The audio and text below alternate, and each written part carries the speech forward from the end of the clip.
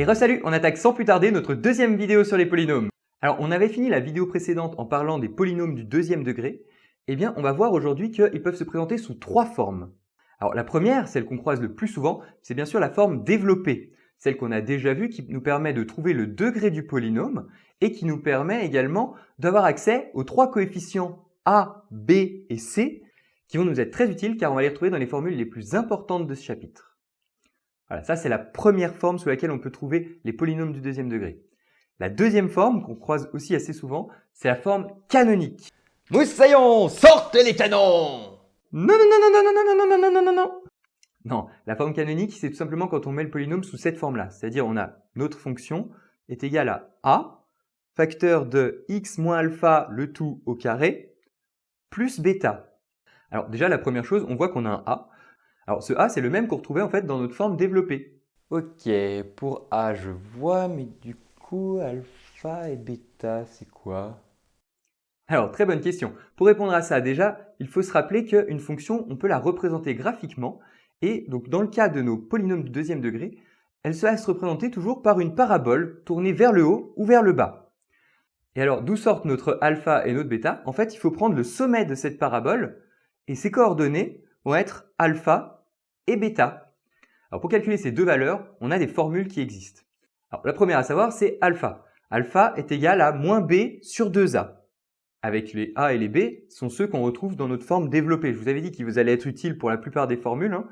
Vous voyez qu'on va en avoir besoin ici pour pouvoir trouver notre forme canonique. Et donc, dans la suite du cours, à chaque fois que j'utiliserai a, b ou c, ça fera référence justement à ces facteurs-là. Mais revenons sur nos histoires de alpha et bêta. Alors, je vous ai dit alpha, c'est moins b sur 2a. Prenons un exemple. Prenons une fonction 2x au carré plus 6x plus 4. Ici, on voit que notre a est égal à 2 et notre b est donc égal à 6. Notre alpha va donc être égal à moins 6 sur 2 fois 2. On fait le calcul et on trouve donc ici que notre alpha est égal à moins 3,5. Bien, on a déjà le alpha. Maintenant, il faut qu'on trouve le bêta. La formule pour calculer le bêta, en fait, on a bêta égale à f de alpha. C'est-à-dire qu'on va prendre notre fonction et on va remplacer tous les x, à chaque fois qu'on voit un x, par la valeur de alpha qu'on vient de trouver. Alors, si je reprends notre exemple, on vient de trouver que alpha est égal à moins 3,5. On prend notre fonction, on remplace tous les endroits où on voit des x par moins 3,5. On fait le calcul et on trouve donc que notre bêta est égal ici à moins 1,5. Voilà, on a réussi à retrouver notre alpha et notre bêta. On n'a plus qu'à les remplacer dans notre formule. La forme canonique de notre fonction va donc ressembler à ça. On remplace le a par 2. Notre alpha, on avait trouvé moins 3,5. Et notre bêta, on a trouvé moins 1,5. Voilà notre forme canonique. Non, toujours pas, désolé. Pour résumer ce qu'on a appris dans cette vidéo, on a vu qu'un polynôme du deuxième degré pouvait être présenté sous trois formes.